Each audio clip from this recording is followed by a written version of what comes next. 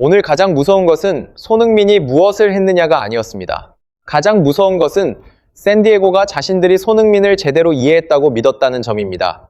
이 경기는 한 번의 돌파나 한 번의 터치로 설명되지 않습니다.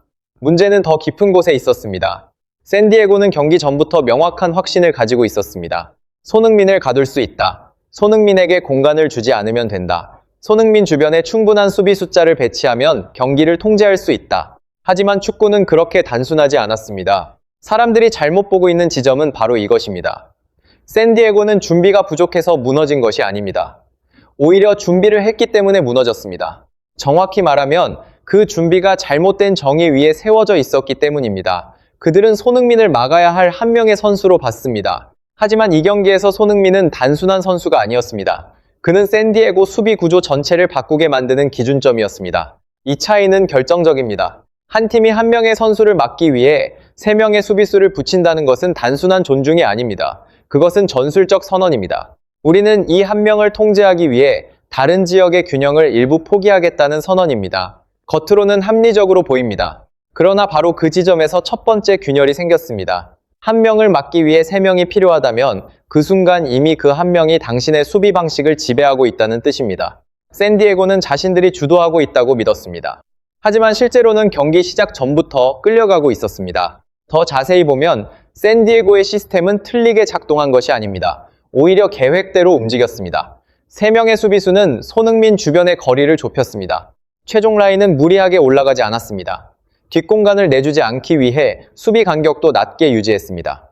그러나 결과는 의도와 반대로 흘러갔습니다. 손흥민을 통제하기 위해 물러서는 순간 그들은 스스로 팀 간격을 길게 만들었습니다. 손흥민에게 시선을 빼앗기는 순간 다른 움직임을 놓쳤습니다. 한 지역을 좁히려는 순간 경기장 전체의 나머지 공간이 넓어졌습니다. 이것이 전술적 역설입니다. 그들은 정확한 선수를 막았습니다. 그런데 바로 그 방식 때문에 졌습니다. 문제는 샌디에고가 틀린 행동을 했느냐가 아닙니다.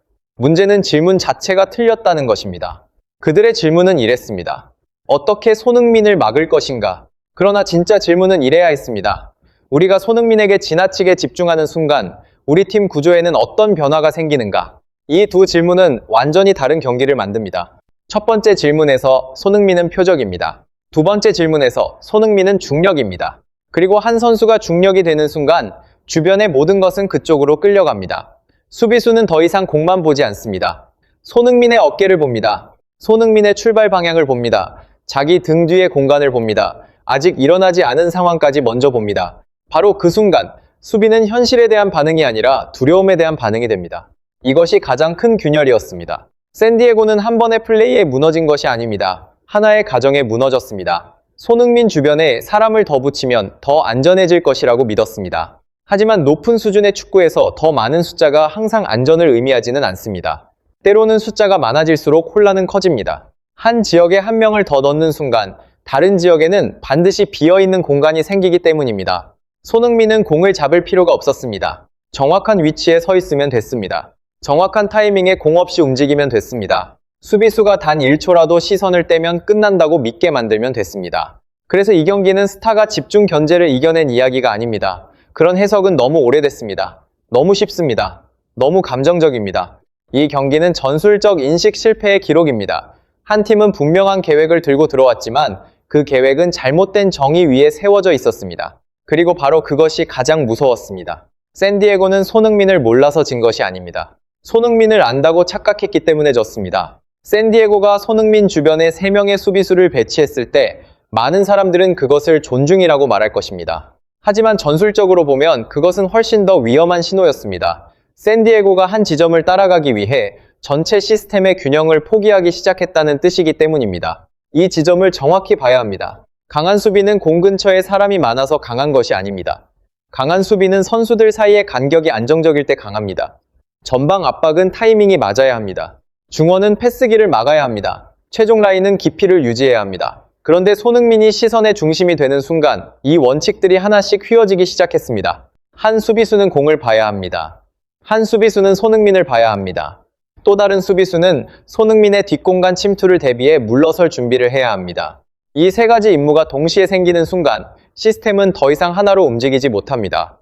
분산됩니다. 문제는 몇 명이 붙었느냐가 아닙니다. 문제는 붙은 뒤 어떤 결정을 내리게 되느냐입니다. 손흥민이 측면에서 하프 스페이스로 공 없이 움직일 때 수비수는 단순히 따라갈지 말지만 결정하는 것이 아닙니다. 따라가면 누가 뒤 공간을 메울 것인가? 따라가지 않으면 다음 라인에서 누가 손흥민을 받을 것인가? 반대쪽으로 공이 전환되면 팀 간격은 다시 회복될 수 있는가? 이 모든 계산이 한꺼번에 들어옵니다. 이것은 1대1 문제가 아닙니다. 시스템의 문제입니다. 샌디에고가 잘못 이해한 것은 손흥민이 공을 잡아야만 위험하다고 생각했다는 점입니다. 그러나 이 수준에서 가장 위험한 선수는 때로 공을 받기 전에 상대의 결정을 먼저 강요하는 선수입니다. 손흥민은 마지막 장면을 직접 만들 필요가 없었습니다. 그 이전에 어긋남을 만들었습니다. 수비수를 자리에서 끌어냈습니다. 수비 라인을 뒤로 밀었습니다. 팀 간격을 20m나 길게 만들었습니다. 그리고 한 팀의 간격이 그렇게 길어지는 순간 공간은 우연이 아니라 필연이 됩니다. 더 자세히 보면 이것은 하이라이트로 설명되지 않는 영향력입니다. 하이라이트는 공이 어디로 갔는지만 보여줍니다. 하지만 진짜 경기는 공이 없는 선수가 누구를 움직이게 만들었는지에 있습니다. 샌디에고는 손흥민의 직접적인 영향력을 줄였다고 말할 수 있습니다. 그러나 더 날카로운 질문은 이것입니다. 그 대가가 무엇이었는가? 한 명을 막기 위해 수비 라인이 더 내려가고 중원이 연결을 잃고 수비수가 계속 어깨 너머를 확인해야 했다면 그것은 봉쇄가 아닙니다. 스스로를 두려움에 묶어버린 것입니다. 바로 여기서 경기의 성격이 바뀝니다. 손흥민은 더 이상 따라붙어야 할 표적이 아니었습니다. 손흥민은 샌디에고의 수비 블록 전체를 원하는 위치보다 더 아래로 끌어내리는 붐이었습니다. 압박을 하려는 팀은 뒷공간에 대한 믿음이 있어야 합니다. 그러나 상대에게 손흥민이 있으면 그 믿음이 조금씩 깎입니다. 수비수는 마음껏 올라가지 못합니다.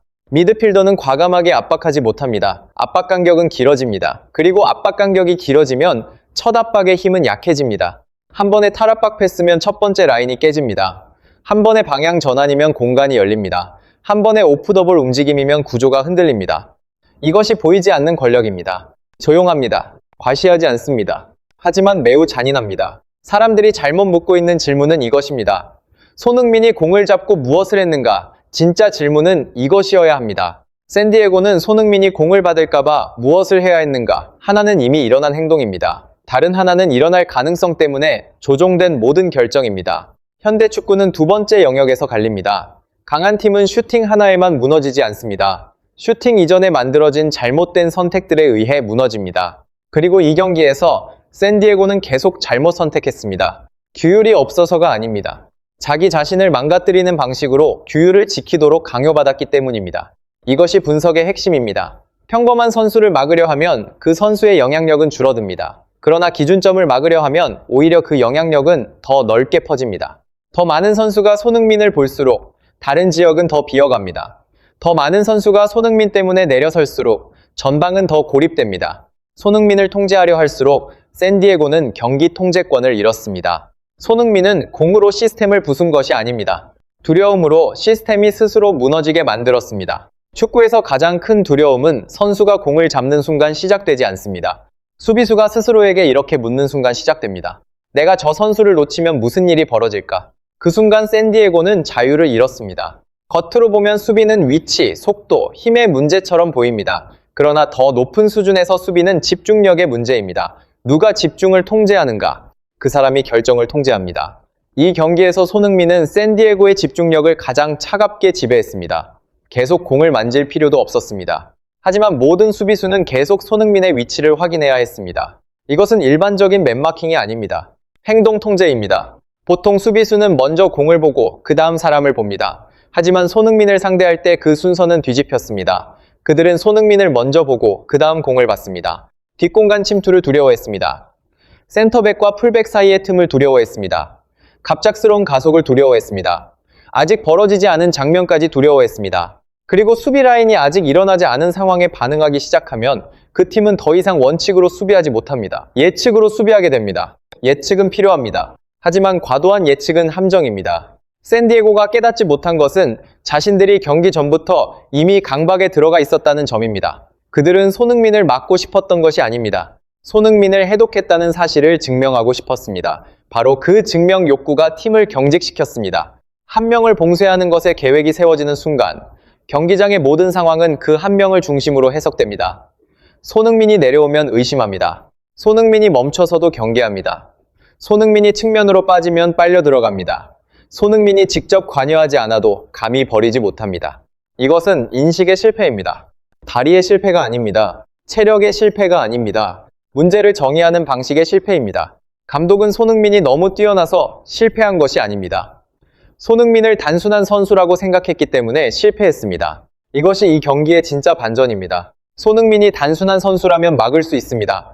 붙을 수 있습니다.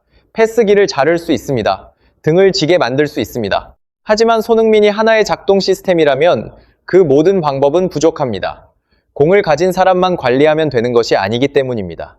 손흥민이 각 수비수의 머릿속에 만들어내는 두려움까지 관리해야 합니다. 문제는 샌디에고에게 사람이 충분했느냐가 아닙니다. 문제는 그들이 구조적 문제를 사람 숫자로 풀려고 했다는 점입니다. 3명의 수비수는 손흥민을 둘러쌀 수 있습니다. 그러나 그 3명은 자신들이 비운 모든 공간을 동시에 보호할 수 없습니다. 수비 라인은 20m 내려갈 수 있습니다. 그러나 그렇게 내려가는 순간 전방 압박 능력은 끊깁니다. 한 팀은 90분 내내 손흥민을 볼 수 있습니다. 그러나 그렇게 하는 순간 경기를 전체로 보지 못합니다. 축구는 이 오류를 빠르게 처벌합니다. 가장 중요한 것은 손흥민이 개인 대결에서 이겼다는 것이 아닙니다. 더 중요한 것은 샌디에고가 스스로 이 경기를 개인 대결로 바꿨고 결국 시스템 차원에서 패했다는 점입니다. 그들은 손흥민에게 집중할수록 위험이 줄어든다고 믿었습니다. 그러나 실제로는 그 집중이 위험을 경기장 전체로 퍼뜨렸습니다. 공간은 누군가 멍하니 서 있어서 생긴 것이 아닙니다. 수비 블록 전체가 하나의 두려움 쪽으로 끌려갔기 때문에 생긴 것입니다. 그래서 오래된 질문은 이제 충분하지 않습니다. 손흥민을 어떻게 막을 것인가라고 묻는 순간 이미 첫 질문에서 졌습니다. 진짜 질문은 이것입니다. 손흥민이 계속 결정을 바꾸게 만들 때 어떻게 팀 구조를 유지할 것인가? 이 질문에 답하지 못한다면 모든 맨마킹은 겉으로는 정교해 보이는 감옥일 뿐입니다. 그리고 그 감옥의 열쇠는 손흥민 쪽에 있습니다. 결론은 분명합니다. 샌디에고는 한 장면에 패한 것이 아닙니다. 잘못된 정의에 패했습니다.